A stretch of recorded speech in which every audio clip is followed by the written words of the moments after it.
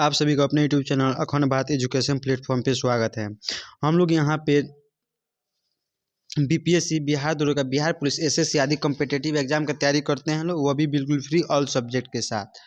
आप लोग इस वीडियो को लाइक, सब्सक्राइब और शेयर करते रहिए ताकि आपका एक लाइक, सब्सक्राइब और शेयर हमको वीडियो बनाने के लिए मोटिव करता है। तो चलिए, हम लोग अभी तो हिस्ट्री चालू पढ़ रहे हैं लोग, और हिस्ट्री में हम लोग दिल्ली सल्तनत के बारे में पढ़ रहे हैं, जिसमें गुलाम वंश के बारे में पढ़ चुके हैं और अभी हम लोग खिलजी वंश के बारे में अध्ययन कर रहे हैं लोग। खिलजी वंश के बारे में हम लोग पढ़ चुके हैं लोग। अब हम लोग खिलजी वंश के सैन्य विभाग के बारे में पढ़ेंगे लोग, ठीक है। तो आइए इसके विभाग के बारे में हम लोग जानते हैं लोग, और इसका कुछ जो भी इम्पोर्टेंट इतिहास उसको अध्ययन करते हैं हम लोग। और जो ये वीडियो पीछे वाला वीडियो नहीं देखा है, आप उस जाके पीछे वाला वीडियो देखिएगा, तो ये आप लोग को समझ में आएगा। तो चलिए इसके बारे में हम लोग देखिए, ये जो टॉपिक है अलाउद्दीन खिलजी के विभाग। देखिए, अलाउद्दीन खिलजी के बारे में हम लोग पहले पढ़ चुके हैं लोग। अगर आपको पढ़ना है तो आप पिछले वाले वीडियो में जाके उसका वीडियो देख लीजिए, आपको सब समझ में आ जाएगा। आइए उसके विभाग के बारे में जानते हैं। देखिए, दीवाने आरिज, जैसे ये सैन्य विभाग का नाम था। दीवाने आरिज कौन से सैन्य विभाग का नाम था। दीवाने इंसा, शाही आदेशों को पालन करवाना, यानी पत्राचार विभाग, ठीक है। जो पत्राचार विभाग था उसे किस नाम से, दीवाने इंसा के नाम से जाना जाता था, ठीक है। थोड़ा ये बेथी हो गया है ये लोग। आइए देखिए, दीवाने वजरात या विरासत वाजिर। देखिए, ये पीएम यानी प्रधानमंत्री का पद होता था। कौन सा पद, दीवाने वजरात, ठीक है। जो वजीर के नियंत्रण में था, ये सबसे महत्वपूर्ण पद था। कहने का मतलब, अलाउद्दीन जब खिलजी थे उसमें सबसे महत्वपूर्ण पद कौन था, प्रधानमंत्री का पद था, जिसको दीवाने अजरात के नाम से जाना जाता था, ठीक है। देखिए, दीवाने यानी यह विदेश विभाग था प्लस धार्मिक मामले। विदेश के जो भी एथी होते थे बात, और जो धार्मिक मामले होते थे वो किस में होते थे, दीवाने में सल्टाए जाते थे। और दीवाने रियासत में ये बाजार पर नियंत्रण रखता था। दीवाने रियासत जो विभाग होता था वो क्या करता था, बाजार पे नियंत्रण रखता था, ठीक है। अब आगे चलिए, अलाउद्दीन खिलजी के सैन्य विभाग के बारे में जानते हैं लोग। किसके बारे में, अलाउद्दीन खिलजी के सैन्य विभाग के बारे में जानते हैं लोग। अलाउद्दीन खिलजी ने उत्तर भारत तथा दक्षिण भारत दोनों का अभियान किया। अलाउद्दीन खिलजी ने उत्तर भारत और दक्षिण भारत क्या किया, दोनों को अभियान किया। इसके समय सर्वाधिक मंगलों ने आक्रमण किया था। कहने का मतलब, अलाउद्दीन खिलजी के समय सबसे अधिक आक्रमण किसने किया था, तो मंगलों ने किया था। इस आक्रमण के कारण इसने उत्तरी सीमा असुरक्षित हो गई। और जब मंगलों ने ज़्यादा आक्रमण करने लगे थे लोग, तो जो उत्तरी सीमा था ना, क्या हो गया, कमजोर पड़ गया था, यानी असुरक्षित हो गया था। देखिए, अलाउद्दीन खिलजी ने व्यापार के लिए समुद्री मार्ग पर ध्यान किया। कहने का मतलब, अलाउद्दीन खिलजी जो व्यापार करते थे किस मार्ग से करते थे, समुद्री मार्ग से करते थे। और इस उद्देश्य से 1297 ईस्वी में गुजरात के शासक रायकर्ण को पराजित कर दिया। और इसी उद्देश्य के साथ गुजरात मैंने व्यापार करने के मामले में ही एक गुजरात के शासक थे, कौन, रायकर्ण, जो कि 1297 में क्या किए, उनको मार दिए। इस आक्रमण का नेतृत्व नुसरत खां कर रहे थे। और जो ये लड़ाई हुआ था, इस लड़ाई का नेतृत्व कौन कर रहे थे, नुसरत खां कर रहे थे। इसी के दौरान 1000 दिनार में मलिक काफूर नामक हिजड़ा को खरीदा गया था।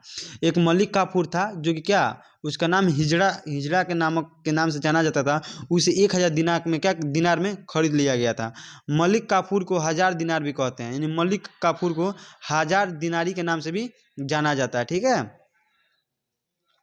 देखिए, नुसरत खान ने मलिक काफूर को खरीदकर 1298 ईस्वी में गुजरात के विजय से वापस आने पर अलाउद्दीन खिलजी को उपहार भेंट दिया था। कहने का मतलब, नुसरत खान ने जब उसे मलिक काफूर के 1000 दिनार में खरीदा था, तो गुजरात से जब वो लड़ाई करके वापस लौट रहे थे ना, तो मलिक काफूर को क्या कहते, एक उपहार के रूप में अलाउद्दीन खिलजी का हमने सौंप दिए थे, ठीक है। गुजरात मार्ग में राजस्थान के शासक बांधा बन रहे थे। कहने का मतलब, गुजरात के मार्ग में जो राजस्थान के राजा थे, ये क्या कर रहे थे, बाधा बन रहे थे जब ये लोग आ रहे थे। तो देखिए, 1301 ईस्वी में अलाउद्दीन ने रणथंभौर जीता था। 1301 ईस्वी में अलाउद्दीन ने क्या जीता था, रणथंभौर जीता था। इस अभियान के समय नुसरत खान मारा गया, और उसी के समय नुसरत का क्या गया, मारा गया था। 1303 ईस्वी में अलाउद्दीन ने चित्तौड़ जीता, और 1303 ईस्वी में अलाउद्दीन ने चित्तौड़ भी जीत लिया था। देखिए चित्तौड़ अभियान अलाउद्दीन ने रानी पद्मावती के लिए किया और यहाँ के राजा रतन सिंह को पराजित कर दिया, किंतु चित्तौड़ की महिला ने जहर खा लिया। कहने का मतलब देखिए, जब इन लोग पे चित्तौड़ की जो महिला थी ना, इन लोग पर अत्याचार हो रहा था, तो रानी पद्मावती थी, ये गई थी किसी के पास, अलाउद्दीन के पास। तो अलाउद्दीन जब गए थे बचाने के लिए ना, तो इन लोगों को रास्ते में कुछ लड़ना पड़ा, जिसके कारण क्या हुआ, लेट हो गया। और वहाँ की महिला को वो इतना इज्जत लूट रहे थे, जिसके कारण उन्होंने अपना जहर खा के क्या किया, अपना जान को गंवा दिया। जब कुछ महिला मर गई तब ये तनी लेट से पहुँचे थे। तो लेट से पहुँचे थे क्या किए, राजा रतन सिंह को वहाँ पर हरा दिया और पद्मावती के लिए क्या किया, पद्मावती की जान बचाई। लेकिन वहाँ पे कुछ महिलाएं जहर खा के मर गई थी। राजपूत महिलाएं विदेश आक्रमण से स्वयं के स्वाभिमान की रक्षा के लिए जलती आग में कूद जाती थी, जिसे जौहर कहता था।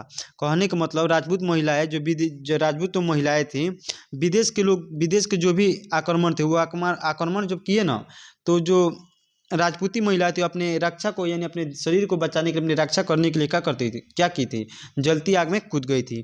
और उस कूदने की प्रक्रिया को किस जौहर के नाम से जाना जाता था। ठीक है, आज थोड़ा वीडियो फास्टिंग चल रहा है क्योंकि ये थोड़ा लंबा है। ठीक है, वीडियो कुछ लंबा है, हमको लग नहीं रहा है कि आप लोग को पूरा पढ़ाएंगे, कहीं इसमें बीच में रोकना पड़ जाए हमको।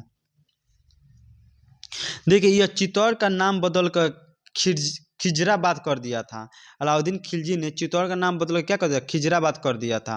अलाउद्दीन ने दक्षिण भारत विजय की जिम्मेदारी मलिक काफूर को दे दिया था। कहने का मतलब अलाउद्दीन खिलजी ने जो दक्षिण भारत की जिम्मेदारी किसको दिया था, मलिक काफूर को, जिसे कौन, उनके जो क्या थे, सैनिक विभाग के मेन आदमी थे, इन्होंने क्या किया था, इनको उपहार में दिए थे, किसको, अलाउद्दीन खिलजी को।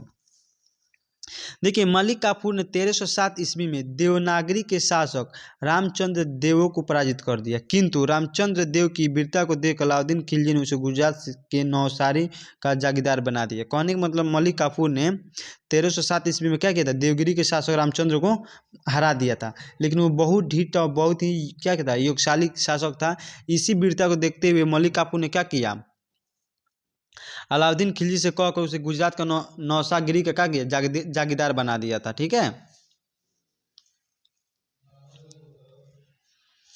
देखिए 1309 ईस्वी में इसने वारंगल के शासक प्रताप रुद्र देव को पराजित कर दिया। 1309 ईस्वी में क्या किया, प्रताप रुद्र देव को पराजित कर दिया। प्रताप रुद्र देव ने अपने सोने की मूर्ति बनाई और उसमें जंजीर पहनाकर अलाउद्दीन खिलजी को भेज दिया, और साथ ही कोहिनूर हीरा भी भेजा और अधीनता स्वीकार कर ली। कहने का मतलब जब वो पराजित हो गया था ना, तो क्या किया, अपने एक सोने का मूर्ति को बनाया, एक मूर्ति बनाया और उस मूर्ति को जंजीर से लपटवा दिया। अब लपटवाने के बाद क्या किया, वो भेज दिया अलाउद्दीन खिलजी के सामने, और कोहिनूर हीरा भी भेज दिया कि ताकि हम आपसे नहीं जीत पाएंगे, हम पहले ही अपना हार मानते हैं। 1310 ईस्वी में मलिक काफूर ने होयसल वंश का आक्रमण किया, होयसल वंश पर आक्रमण किया। कहने का मतलब 1310 ईस्वी में मलिक काफूर ने कहाँ आक्रमण किया था, होयसल एक वंश था, उसी पे आक्रमण किया था। देखिए किया, किंतु उसकी राजधानी द्वार समुद्र को नहीं जीत सका था। आक्रमण तो किया मलिक काफूर, लेकिन उसकी एक राजधानी तो द्वार समुद्र को नहीं जीत पाया था। 1311 ईस्वी में मलिक काफूर ने पांड्य वंश की राजधानी मदुरा को जीत लिया था। किसको, मदुरई को जीत लिया था। ठीक है, अलाउद्दीन जब निजामुद्दीन औलिया से भूमि का हिसाब मांगा तो उसने कहा कि मेरे घर 10 दरवाजे हैं। कहने का मतलब अलाउद्दीन खिलजी ने जब निजामुद्दीन औलिया से भूमि का हिस्सा मांगा था, माना जब वो लौट के आया था, भूमि का हिस्सा मांगा था, तो उसने कहा कि मेरे घर में 10 दरवाजे हैं। ठीक है, मैंने मैं कहीं से निकल जाऊंगा। अलाउद्दीन खिलजी के 4 प्रमुख सेनापति थे। देखिए आइए 4 प्रमुख सेनापति कौन कौन थे।